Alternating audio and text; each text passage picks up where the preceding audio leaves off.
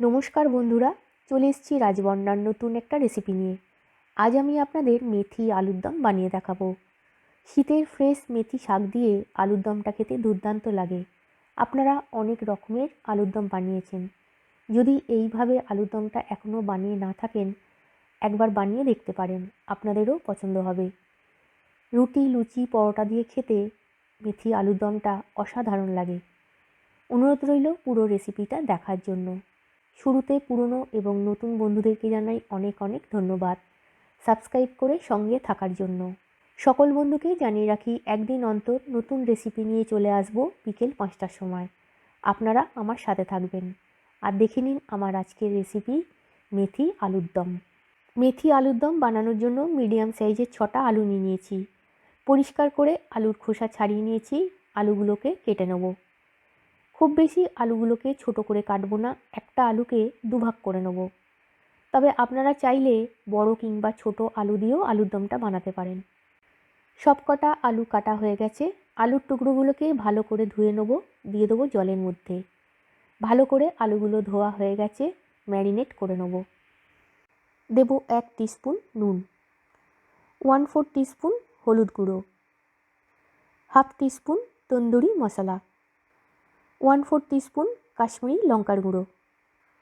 সব কিছুর সাথে আলুগুলোকে ভালো করে ম্যারিনেট করে নেব।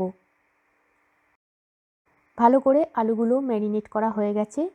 20 মিনিট এইভাবে আলুগুলোকে রেখে দেবো। শাকটাকে কুচিয়ে নেব। মেথি শাক নিয়ে নিয়েছি 150 গ্রাম পরিমাণে।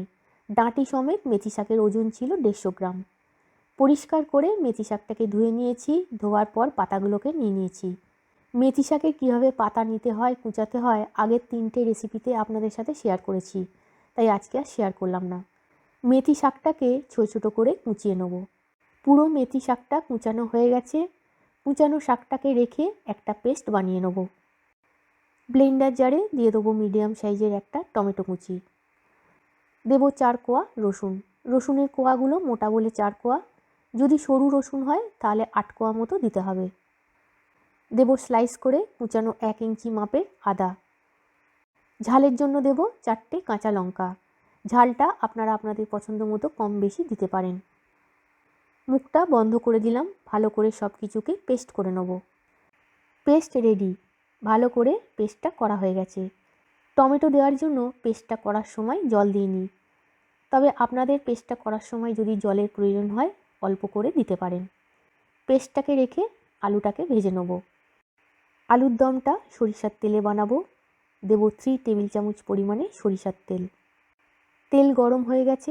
ভালো করে তেলটাকে কড়ার গায়ে মাখিয়ে দেব। আলুগুলো ভাজার সময় যাতে কড়ার গায়ে আটকে না যায়। দিয়ে দেবো ম্যারিনেট করা আলুগুলো। গ্যাসের ফ্লেমটাকে মিডিয়াম টু হাইতে রেখে আলুগুলোকে হালকা বাদামি করে ভেজে নেব। খেয়াল রাখতে হবে আলুগুলো যেন পুড়ে না যায়। তন্দুরি মশলা মাখিয়ে আলু ভেজে আলুর দম বানালে আলুর দমের টেস্টটা খুবই ভালো হয়। হালকা বাদামি করে আলুগুলো ভাজা হয়ে গেছে। এর থেকে আলুগুলোকে আর বেশি লাল করব না, তেল ছেঁকে তুলে নেব। আলু ভাজার তেলে দেব 2টো শুকনো লঙ্কা, 2টো ছোটো এলাচ, ছোটো 2 টুকরো দারচিনি। ফোড়নটাকে তেলের মধ্যে হালকা করে ভেজে নেব।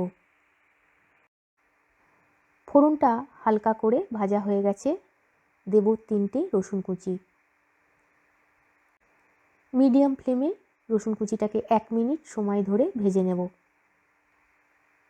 1 মিনিট সময় ধরে রসুনটা ভাজা হয়ে গেছে। দেব 2টো ছোটো সাইজের পেঁয়াজ কুচি। পেঁয়াজটাকে হালকা বাদামি করে ভেজে নেব। মেথি আলুর দমে পেঁয়াজের পরিমাণটা অল্প দিতে হবে, বেশি দিলে কিন্তু আলুর দমের টেস্টটা নষ্ট হয়ে যাবে। হালকা বাদামি করে পেঁয়াজটা ভাজা হয়ে গেছে। দিয়ে দেব কুচানো মেথি শাকটা।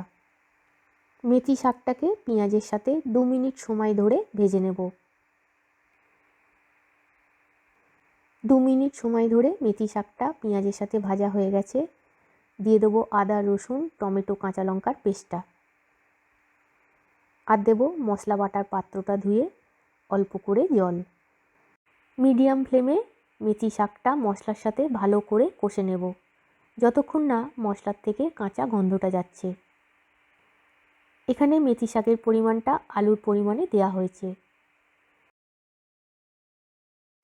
ভালো করে শাকটা মশলার সাথে কষানো হয়ে গেছে, মশলার কাঁচা গন্ধটাও চলে গেছে, মশলার থেকে তেলটাও ছাড়তে শুরু করেছে। শাকের মধ্যে থেকে 2টো শুকনো লঙ্কা তুলে নেব। দেব ভাজা আলুগুলো। আলুগুলোকে কষানো শাকের সাথে ভালো করে নাড়াচাড়া করে নেব। ভালো করে নাড়াচাড়া করা হয়ে গেছে, দেব গুঁড়ো মশলা। 1/2 টিস্পুনের থেকে একটু কম দেব হলুদ গুঁড়ো, 1 টিস্পুন জিরে গুঁড়ো, কালারের জন্য দেব 1 টিস্পুন কাশ্মীরি লঙ্কার গুঁড়ো। মশলার পরিমাণে দেব 1/2 টিস্পুন নুন। টেস্টটাকে ব্যালেন্সের জন্য দেব 1/2 টিস্পুন চিনি। আর দেব অল্প করে জল। গ্যাসের ফ্লেমটাকে মিডিয়াম টু লোতে করে সব কিছুর সাথে আলুটাকে ভালো করে কষে নেব।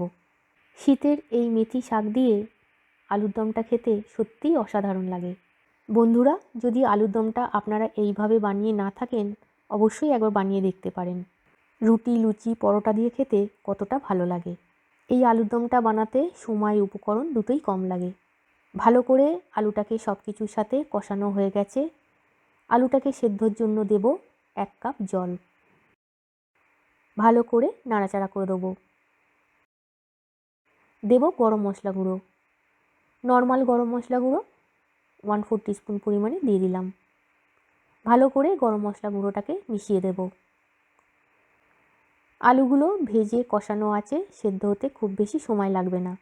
গ্যাসের ফ্লেমটাকে মিডিয়ামে রেখে দিয়ে দেবো 3 মিনিটের জন্য ঢাকা। ফিরে এলাম 3 মিনিট পর। ভালো করে মেথি আলুর দমটাকে নাড়াচাড়া করে দেবো।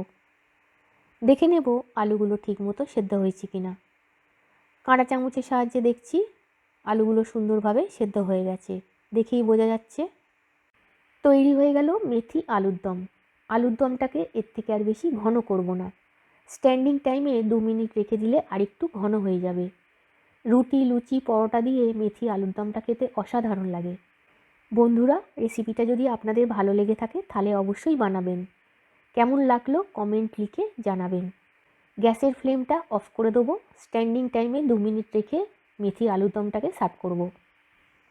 তৈরি হয়ে গেল শীতের তাজা মেথি শাক দিয়ে মেথি আলুর দম। রেসিপিটা ভালো লাগলে অবশ্যই বানাবেন, লাইক করবেন, শেয়ার করবেন, আমার সঙ্গে থাকবেন। আজকের মতো ভিডিওটা এখানেই শেষ করছি। আবার আসবো নতুন রেসিপি নিয়ে বিকেল 5টার সময়। ভালো থাকবেন। Tata, bye bye.